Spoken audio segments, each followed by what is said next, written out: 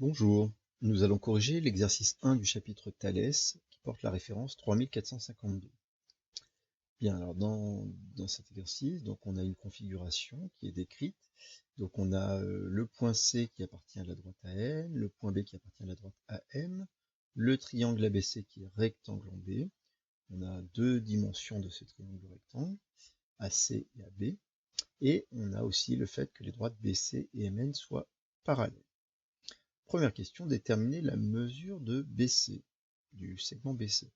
Alors, la mesure de ce segment, on va évidemment utiliser le théorème de Pythagore, puisque on est dans un triangle rectangle, et on connaît deux longueurs, et il nous manque la troisième. On ne pourrait pas appliquer directement le théorème de Thalès, même si ça ressemble à une configuration du théorème de Thalès, parce que malheureusement, il nous manque des dimensions. Donc calculons BC grâce au théorème de Pythagore dans le triangle ABC. Donc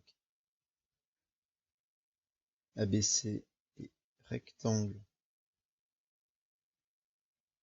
en B. Donc d'après le théorème de Pythagore,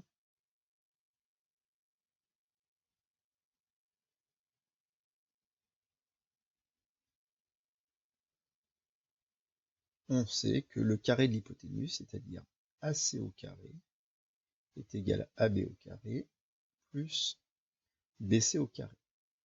Alors ici, dans cette égalité, ce qui nous intéresse, c'est la longueur BC. Donc on isole BC, on en déduit que BC au carré, par différence, c'est le carré de l'hypoténuse moins le carré de AB. Donc c'est AC au carré moins AB au carré. On remplace, on fait BC au carré qui est égal à AC au carré, ça fait 5,2 au carré moins 4,8 au carré.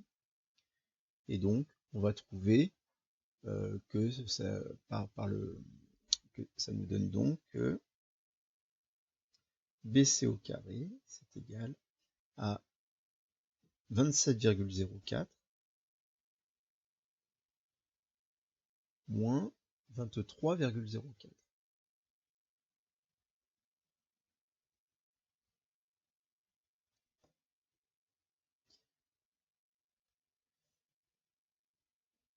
Et donc, par soustraction, ça donne évidemment que BC au carré est égal à 4.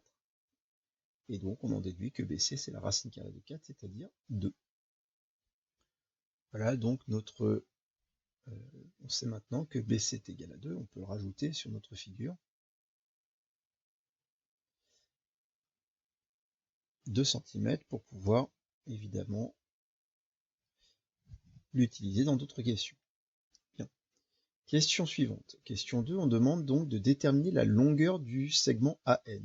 Alors, la longueur du segment AN, ici, justement, on va pouvoir utiliser le théorème de Thalès, puisqu'on a bien on reconnaît une configuration du théorème de Thalès, et on sait que BC est parallèle à MN, donc on va pouvoir, en tout cas, utiliser le théorème. Alors regardons. Donc il faut préciser évidemment qu'on est dans une configuration du théorème de Thalès, c'est-à-dire que les points ABM et ACN sont alignés, autrement dit que le point M appartient à AB, que N appartient à C, je ne le réécris pas. On a BC qui est parallèle à MN, donc d'après le théorème de Thalès, on sait qu'on a donc deux triangles semblables qui ont des côtés proportionnels, et donc on sait que AC sur AN est égal à AB sur AM, qui est égal à BC sur MN. Vérifions AB sur AM, AC sur AN, BC sur MN. On aurait pu faire AM sur AB, AN sur AC, c'est la même chose. Bien, dans cette égalité, si on regarde bien, on connaît AC, AB, BC, mais on cherche AN. C'est AN que l'on cherche. Donc il nous faut une égalité de deux quotients où on a une seule inconnue qui serait AN. Donc on va évidemment utiliser AC sur N comme quotient, mais il nous faut un autre quotient où on n'a pas d'inconnu. Or, ici, regardez, on connaît Mn et on a calculé Bc, donc on va utiliser Mn sur Bc sur Mn. Donc, on a AC sur AN qui est égal à BC sur Mn. En remplaçant, ça nous fait AC, c'était 5,2 sur AN que l'on cherche. BC, c'était égal à 2, on l'a calculé sur Mn qui est égal à 3. Ici, comme on a l'égalité de deux quotients, on peut écrire, on sait qu'on a l'égalité des produits en croix. Autrement dit, on sait que 2 fois AN, c'est égal à 3 fois 5,2.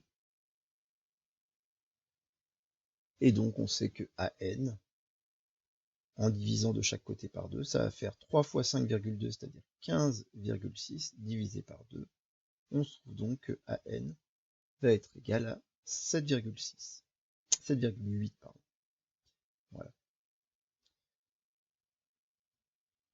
Bien. Donc, on peut rajouter AN est égal à 7,8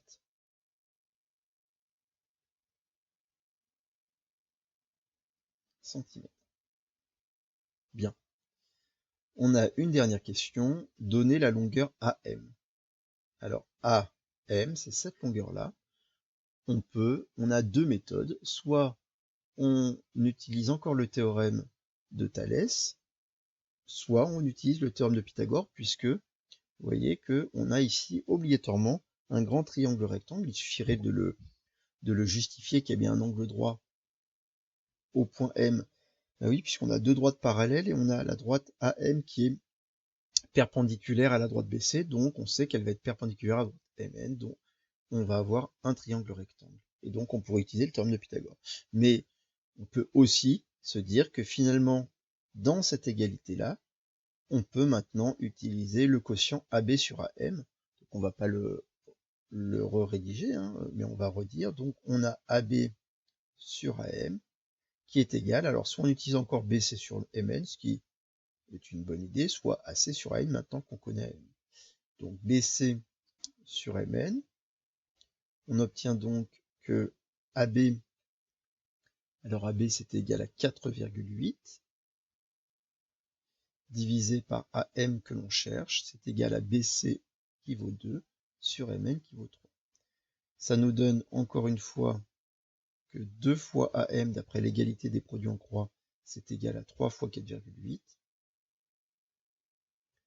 Et donc, on va trouver, en divisant de chaque côté par 2, ce que AM, c'est égal à 3 fois 4,8, 14,4, divisé par 2. Ce qui nous donne AM est égal à 7,2.